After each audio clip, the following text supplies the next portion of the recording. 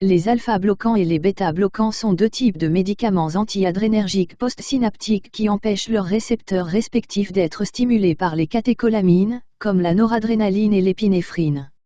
Le système nerveux est divisé en système nerveux central, donc le cerveau et la moelle épinière, et le système nerveux périphérique, qui comprend tous les nerfs qui relient le système nerveux central aux muscles et aux organes. Le système nerveux périphérique peut être divisé en système nerveux somatique, qui contrôle le mouvement volontaire de nos muscles squelettiques, et le système nerveux autonome, qui contrôle le mouvement involontaire des muscles lisses et des glandes de nos organes. Ce système est ensuite divisé en système nerveux sympathique et parasympathique. Maintenant, le système nerveux autonome est constitué d'un relais qui comprend deux neurones. Nous nous concentrerons uniquement sur le système nerveux sympathique. Les signaux pour le système nerveux autonome commencent dans l'hypothalamus, à la base du cerveau.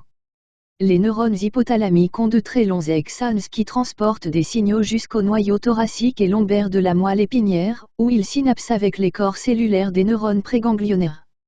De là, le signal va des neurones préganglionnaires vers son axone relativement court, sort de la moelle épinière et atteint le ganglion sympathique voisin, qui est composé de nombreux corps cellulaires de neurones postganglionnaires. Les neurones postganglionnaires sont également appelés neurones adrénergiques, car ils libèrent le neurotransmetteur noradrénaline, également appelé noradrénaline, et dans une bien moindre mesure, l'épinéphrine également connue sous le nom d'adrénaline. Ces deux catécholamines activent les récepteurs adrénergiques sur de nombreux organes différents, ce qui permet au système nerveux sympathique de déclencher la réponse de combat ou de fuite qui augmente la fréquence cardiaque et la pression artérielle, tout en ralentissant la digestion. Cette réponse maximise le flux sanguin vers les muscles et le cerveau, et peut vous aider soit à fuir une menace, soit à la combattre. C'est pourquoi on l'appelle aussi la réponse de combat ou de fuite. Maintenant, il existe deux groupes principaux de récepteurs adrénergiques, les récepteurs alpha et les récepteurs bêta. Concentrons-nous sur les récepteurs bêta, qui ont deux sous-types principaux, bêta 1, 1, et bêta 2, 2. Les récepteurs adrénergiques bêta 1 sont principalement situés dans le cœur, où ils augmentent la fréquence cardiaque et la contractilité, ce qui aide à pomper plus de sang. Les récepteurs bêta 1 se trouvent également dans le rein, où ils stimulent un type très spécial de cellules, appelées cellules juxtaglomérulaires, pour libérer de la rénine. La rénine fait partie du système rénine-angiotensine-aldostérone, qui augmente la rétention de sodium et d'eau par les reins et aide à augmenter la pression artérielle. En ce qui concerne les récepteurs adrénergiques bêta 2, ceux-ci se trouvent sur les cellules musculaires lisses dans les parois des vaisseaux sanguins alimentant les muscles squelettiques et le cerveau, ce qui entraîne une vasodilatation et une augmentation du flux sanguin vers ces tissus. Dans les poumons, les récepteurs adrénergiques bêta 2 provoquent une bronchodilatation, ce qui augmente l'apport d'oxygène aux cellules. Dans le tractus gastro-intestinal, ils diminuent la motilité et ralentissent la digestion. Dans les yeux, ils agissent sur le corps ciliaire pour favoriser la sécrétion d'humeur aqueuse, ce qui fournit un soutien et aide à maintenir la forme de l'œil. Maintenant, dans le foie, ils provoquent plus de glucose à libérer dans le sang, et dans les îlots pancréatiques de l'engérance, ils favorisent la libération de glucagon, ce qui, encore une fois, aide à augmenter la glycémie. Enfin, les récepteurs bêta 2 stimulent une enzyme présente à la surface des cellules tapissant les parois capillaires appelée lipoprotéine lipase, qui décompose les triglycérides en acides gras libres et en cholestérol. D'accord, donc les médicaments qui agissent sur les neurones adrénergiques postsynaptiques périphériques pour bloquer les récepteurs adrénergiques sont appelés anti-adrénergiques postsynaptiques périphériques. Et en fonction du type de récepteur qu'ils bloquent, ils sont divisés en deux catégories principales, alpha-bloquants et bêta-bloquants. Maintenant, les bêta-bloquants sont subdivisés en trois générations. La première génération de bêta-bloquants sont des bloqueurs non sélectifs, ce qui signifie qu'ils agissent comme antagonistes sur les récepteurs adrénergiques bêta 1 et bêta 2. Donc, ici, nous avons le propranolol, le timolol, le nadolol, le sotalol et le pindolol. En fait, le pindolol n'est pas un antagoniste pur, mais un agoniste partiel. Cela signifie que, lorsqu'il est lié à un récepteur bêta, il le stimule très faiblement, mais en même temps, il empêche la liaison et la stimulation par les catécholamines les plus puissantes. C'est ce qu'on appelle l'effet sympathomimétique intrinsèque. Ou plus simplement, le pindolol a les mêmes effets mais plus faibles par rapport aux autres bêta-bloquants de première génération.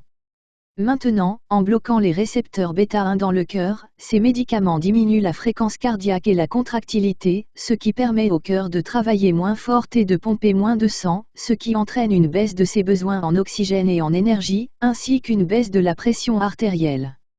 Dans le même temps, le blocage bêta-1 dans les cellules juxtaglomérulaires du rein diminue la libération de rénine, ce qui diminue à son tour l'angiotensine 2 et l'aldostérone, laissant plus de sodium et d'eau être perdus dans l'urine et abaissant encore plus la pression artérielle. D'accord, mais en bloquant également les récepteurs bêta-2, il provoque également une vasoconstriction des vaisseaux sanguins alimentant les muscles squelettiques et le cerveau. Ceci est généralement très léger cependant, et n'a pas d'effet significatif sur la pression artérielle. Dans le cerveau, en fait, les récepteurs bêta-2 dans les vaisseaux sanguins ne sont atteints que par le propranolol, qui est suffisamment soluble dans les lipides pour pénétrer la barrière hémato-encéphalique et induire un certain degré de vasoconstriction. Maintenant, en passant aux poumons, le blocage des récepteurs bêta-2 provoque une bronchoconstriction, ou rétrécissement des voies respiratoires, ce qui obstrue la circulation de l'air et laisse entrer moins d'oxygène. Dans le tractus gastro-intestinal, le blocage bêta-2 accélère la motilité. Dans l'œil, la production d'humeur aqueuse diminue, de sorte que la pression intraoculaire ou la pression à l'intérieur de l'œil diminue.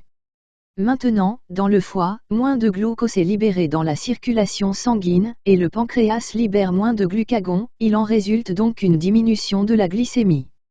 Et enfin, l'inhibition de la lipoprotéine lipase conduit à l'accumulation de triglycérides dans le sang. D'accord, donc en regardant les indications des bêta-bloquants non sélectifs, ils sont largement utilisés dans le traitement de l'hypertension, et la maladie coronarienne, sous la forme d'angine de poitrine ou d'une crise cardiaque. Il a également été suggéré que les bêta-bloquants ralentissent la progression de l'insuffisance cardiaque congestive, ou ICC en abrégé. Cela reste cependant controversé, car les personnes atteintes d'insuffisance cardiaque comptent souvent sur une pulsion sympathique pour maintenir un certain degré de fonction cardiaque. Donc, dans cette situation, les bêta-bloquants pourraient en fait aggraver les choses, en particulier dans une situation d'exacerbation aiguë de l'ICC. Ensuite, les bêta-bloquants peuvent être utilisés pour ralentir la fréquence cardiaque en cas de tachycardie sévère, comme dans la tempête thyroïdienne, qui est une complication aiguë et potentiellement mortelle de l'hyperthyroïdie, où le corps devient très sensible aux effets de l'excès d'hormones thyroïdiennes. Pour la même raison, certaines personnes les utilisent en cas d'anxiété sévère, comme avant de prononcer un discours. Maintenant, le propranolol en particulier, a également été montré pour prévenir efficacement les migraines, un type de mal de tête terrible, peut-être en modifiant le flux sanguin vers le cerveau. Et le timolol aide à réduire la pression intraoculaire lorsqu'il est appliqué par voie topique sur l'œil, c'est pourquoi il a été utilisé dans le traitement du glaucome. Maintenant, les effets secondaires des bêta-bloquants non sélectifs comprennent la bradycardie et l'hypotension, ce qui signifie que la fréquence cardiaque ou la pression artérielle peut tomber trop bas. Notez également que dans les cas où quelqu'un arrête de les prendre tout d'un coup, ils peuvent entraîner une tachycardie de rebond sévère, de l'hypertension ou même des arythmies, ce qui signifie un rythme cardiaque irrégulier. Il y a aussi souvent des plaintes de fatigue, peut-être en raison de la réduction du flux sanguin vers les muscles, ainsi que des vertiges, de la dépression, de l'insomnie et des cauchemars, en particulier en raison des effets du propranolol sur le système nerveux central. Puisqu'ils peuvent provoquer une respiration sifflante, un essoufflement et une oppression thoracique, ils sont également strictement contre-indiqués dans la maladie pulmonaire obstructive chronique ou l'AMPOC, et l'asthme. Parfois, la diarrhée a également été observée. Dans d'autres cas, il y a hypertriglycéridémie, ou augmentation des triglycérides sanguins et de l'hypoglycémie, ou réduction de la glycémie. L'hypoglycémie est l'effet secondaire à surveiller, car elle peut passer inaperçue, car les bêta-bloquants émoussent les effets et les symptômes contre-régulateurs des catécholamines, comme la tachycardie et les tremblements. C'est particulièrement dangereux pour les personnes atteintes de diabète, qui prennent déjà un tas d'autres médicaments hypoglycémiants comme l'insuline. D'accord, maintenant la deuxième génération de bêta-bloquants est sélective pour les récepteurs adrénergiques bêta-1, c'est pourquoi ils sont appelés bêta-1 sélectifs ou bêta-bloquants cardiosélectifs. Les exemples ici incluent l'athénolol, le métopérolol, le bisoprolol, l'esmolol et l'acébutolol. Comme le pindolol, l'acébutolol est un agoniste partiel du récepteur bêta-1, avec une activité sympathomimétique intrinsèque et des effets de blocage bêta-1 plus faibles. Maintenant, encore une fois, en bloquant les récepteurs bêta-1, ces médicaments abaissent la pression artérielle en diminuant la fréquence cardiaque et la contractilité, tandis que dans les reins, ils diminuent la libération de rénine. Cela les rend appropriés pour le traitement de l'hypertension, de la maladie coronarienne et des cas de tachycardie sévère, comme la tempête thyroïdienne et l'anxiété. Leur utilisation dans l'insuffisance cardiaque congestive est controversée ici aussi, mais le métopérolol et le bisoprolol ont montré des résultats assez bons, ils sont donc couramment administrés. En raison de l'absence du blocage bêta-2, ils ne provoquent pas de bronchoconstriction, ils peuvent donc être utilisés en toute sécurité chez les personnes atteintes de BPCO et d'asthme. Ils n'affectent pas non plus autant la glycémie, ils sont donc les bêta-bloquants préférés des diabétiques. Gardez à l'esprit cependant qu'à des doses suffisamment élevées, ces médicaments peuvent également commencer à bloquer les récepteurs bêta-2, de sorte que ces personnes doivent toujours être surveillées attentivement. Enfin, nous avons une troisième génération de bêta-bloquants, qui comprend le labetalol et le carvedilol. Ce qui distingue cette génération, c'est qu'à l'exception du blocage des récepteurs bêta-1, ces médicaments bloquent également les récepteurs alpha-1 dans les vaisseaux sanguins, qui provoquent normalement une vasoconstriction. Cela les rend particulièrement utiles dans le traitement de l'hypertension, où la vasoconstriction est un problème, comme ceux atteints de maladies vasculaires périphériques. L'abetalol en particulier, est le médicament le plus couramment utilisé pour le traitement de l'hypertension chronique pendant la grossesse. Et il est également souvent administré par voie intraveineuse en cas d'urgence hypertensive, lorsque la pression artérielle devient très élevée très rapidement, et qu'il y a aussi des signes de dommages aux organes finaux, comme le cerveau et les reins. Le carvedilol a également des propriétés antioxydantes, ce qui signifie qu'il diminue la production de radicaux libres et empêche l'épaississement des parois des vaisseaux sanguins, ce qui est bénéfique dans le traitement de l'insuffisance cardiaque.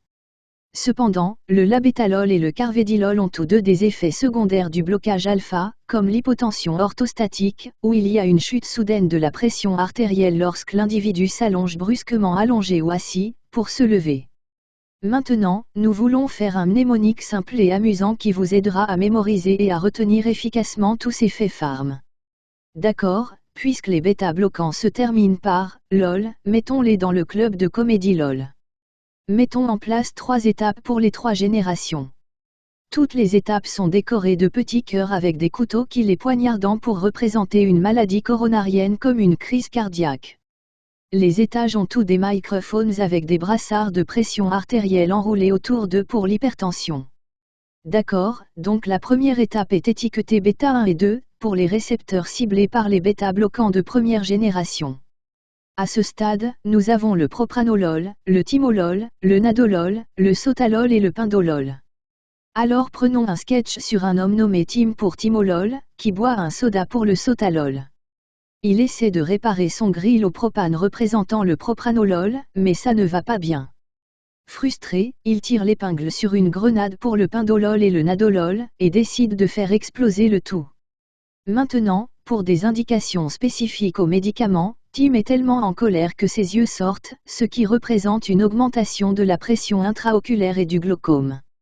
Sur le grill au propane se trouve une tête de mannequin avec un pansement, car le propranolol peut être utilisé pour traiter les migraines. D'accord, à l'étape suivante, nous avons les bêta-bloquants de deuxième génération étiquetés bêta 1. Ici, nous avons un artiste d'évasion pour Esmolol. Pour son acte, il porte une paire de menottes en métal pour le métopérolol, et il tente de s'échapper, pour l'athénolol. À ses côtés se trouvent 2 autres pièces d'accessoires, il y a une grande pièce d'échec Bishop pour le bisoprolol et une carte à 2 clubs pour l'acébutolol. Son assistant est un homme obèse atteint de diabète et il est là pour vous rappeler que les bêta-bloquants de deuxième génération sont moins susceptibles de provoquer une hypoglycémie chez les diabétiques. Enfin, il y a un policier en colère sur la scène qui manque ses menottes. Il est tellement bouleversé qu'il doit utiliser son inhalateur pour l'asthme.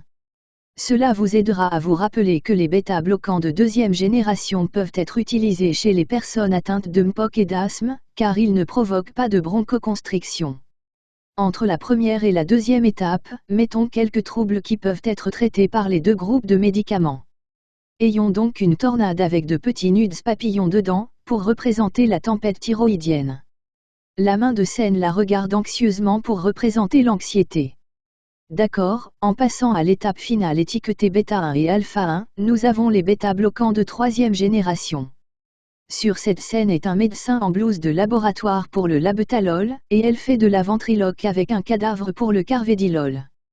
Le propriétaire du club essaie de laver l'odeur avec un tuyau qui projette de l'eau de couleur rouge, pour vous aider à vous rappeler que ce sont les seuls bêta-bloquants qui provoquent une vasodilatation, et ils peuvent être utilisés pour traiter les maladies vasculaires périphériques.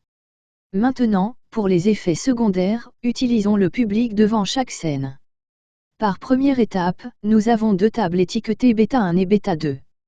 À la table bêta 1, nous avons un cœur gelé représentant la bradycardie, et un homme qui s'est levé trop rapidement et devient étourdi, représentant une hypertension. À la table bêta 2, nous avons une girafe avec une minerve pour représenter la bronchoconstriction, et il y a un tas d'emballages de bonbons vides pour représenter l'hypoglycémie. Maintenant, au stade 2, il n'y a qu'une table bêta 1, car ces médicaments sont sélectifs pour ce récepteur spécifique. Enfin, à la 3e étape, nous avons la table bêta 1 et aussi une table alpha 1. L'homme à cette table s'est également levé trop vite et se sent étourdi. Cela vous aidera à vous rappeler que le blocage alpha 1 et bêta 1 peut entraîner une hypertension.